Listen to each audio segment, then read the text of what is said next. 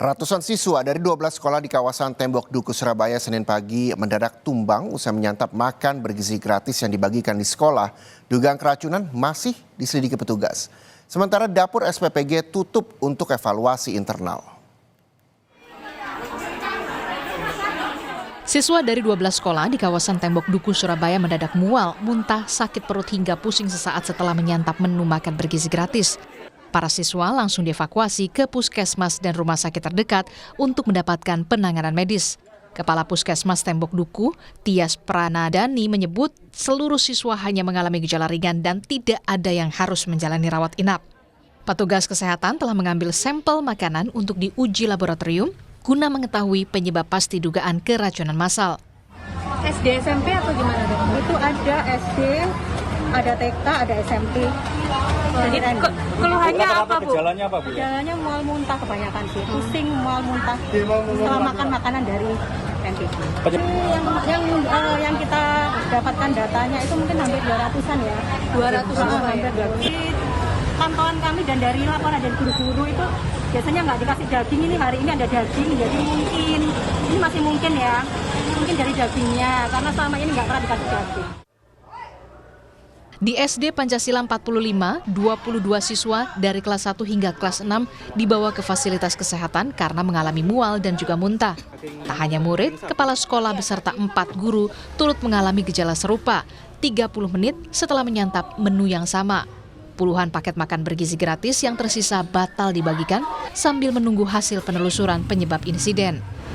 Makan dulu, ya itu saya sudah makan. Terus baru 30 menit ada gejala rasa umur terus mual muntah. Itu tadi. Nah, tapi sekarang sudah pulang. Jam 12 tadi sudah pulang. 22 itu sudah termasuk sama gurunya? Kalau gurunya 4 termasuk saya, 4 tapi ya hanya muntah karena kondisi kami. Ya sudah sempat mikir mual nggak. Wakil Wali Kota Surabaya bersama dengan polisi dan dinas terkait usai meninjau SPPG Tembok Dukuh menyatakan pelayanan dan kebersihan secara umum telah sesuai standar. Kepala SPPG Tembok Dukuh dalam pemeriksaan menegaskan bahan daging yang digunakan masih segar dan menduga proses pengolahan jadi pemicu insiden ini. Pihak SPPG untuk sementara menutup operasional layanan guna melakukan evaluasi menyeluruh serta menanggung biaya pengobatan para siswa.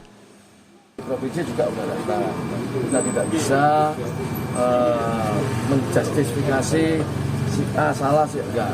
Artinya di gedung ini tadi kita lihat mulai pemasakan, kitchennya, tempat pengolahan, tempat penjagaan on-track sudah memenuhi standar. Nanti operasional kita evaluasi dulu sampai semua benar-benar baik, baru kita lihat kelanjutannya seperti apa. Sampai kapan Mbak? Atau nunggu hasil sampel? Nunggu hasil, yang jelas nunggu hasil. Nunggu hasil sampel ya? Nunggu hasil. Mbak, sertifikasi sudah dikantongi apa belum ya? Siap, sertifikasi sudah.